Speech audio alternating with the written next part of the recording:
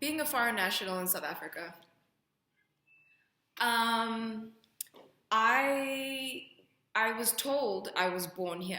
I grew up thinking. I spent most of my primary years thinking that I was born in Kenya. I was told that I was Kenyan until we needed to apply for our IDs.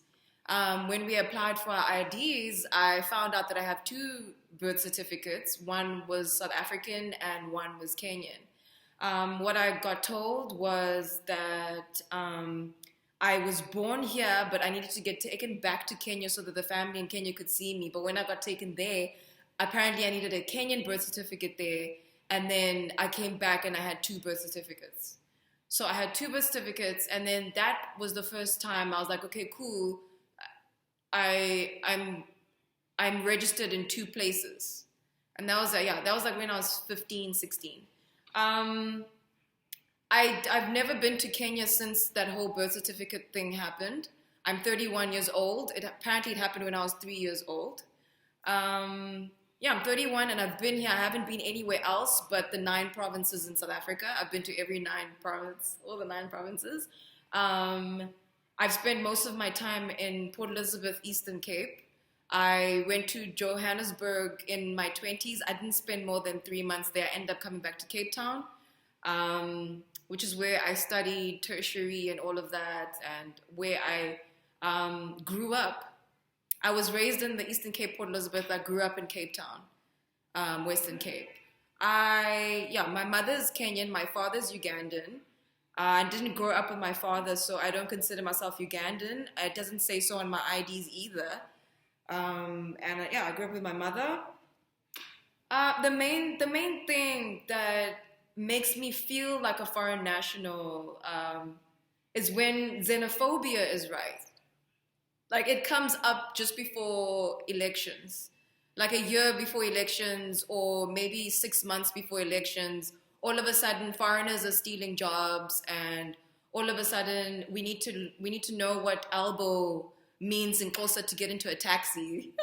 I was going to school once. I was going to school. I think it was high school or primary school. I was in school, and I took taxi to school. I used to get taxi fare to school because my mother's a nurse. She normally works like night shift for 7 days, and then she's off for 7 days. So I get left transport money so I can take a taxi or a bus to school.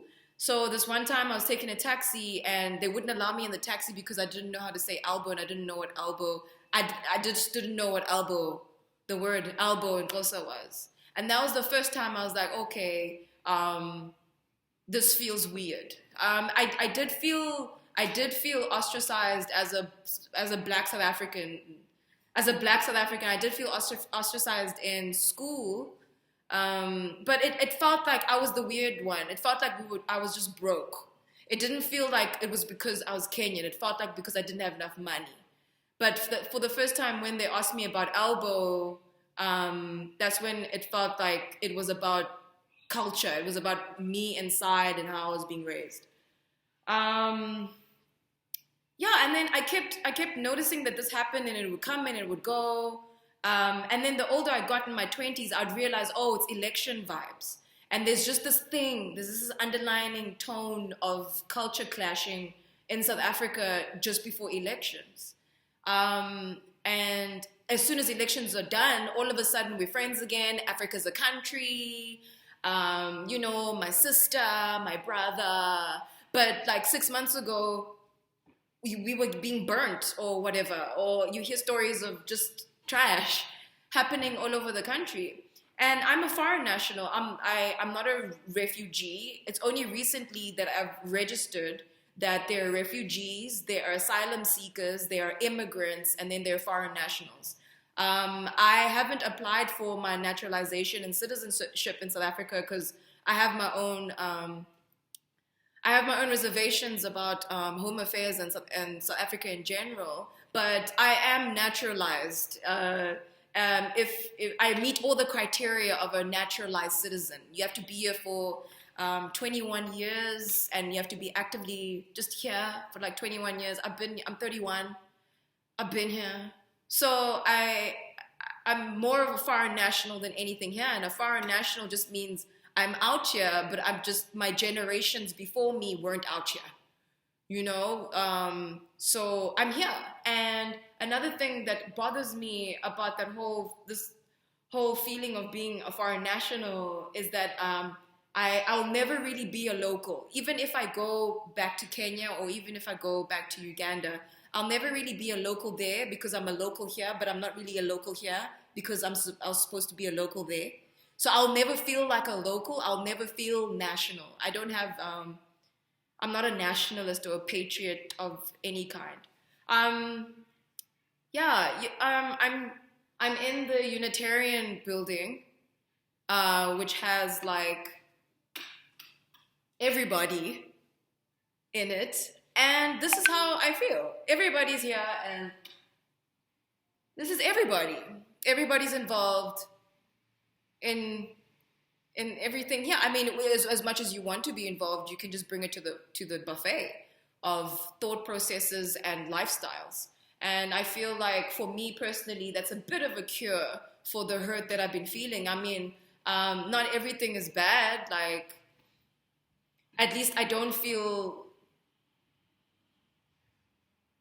black. Like I don't feel like I'm made to feel like you're black. I feel like I fit in terms of my skin color. If I just shut up and walk through the streets, no one will really bother me. But as soon as we open our mouths and then say what's in our minds, that's when the problems will arise. So I like in terms of like reaching a in terms of reaching a I've reached a Saturn return, lucid Saturn return. Your brain shifts a little bit. You start using your brain differently. You start realizing things differently. You start looking at things differently. And after that type of process that your brain sort of goes through, it's nice to have a space. A person like me, it's nice to have a space here where almost everything is taken in and sift through, and you can take anything back that you feel like serves you. Rambles. So yeah, being a foreign national in South Africa,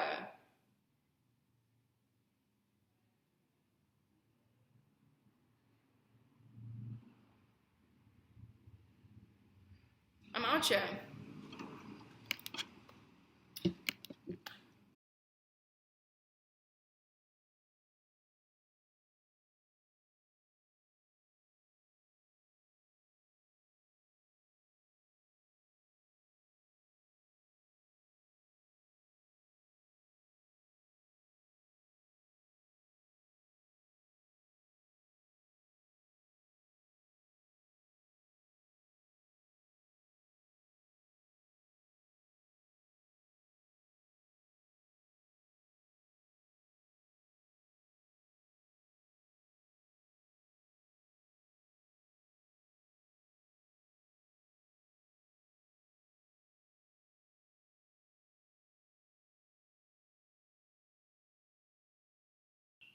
No stress.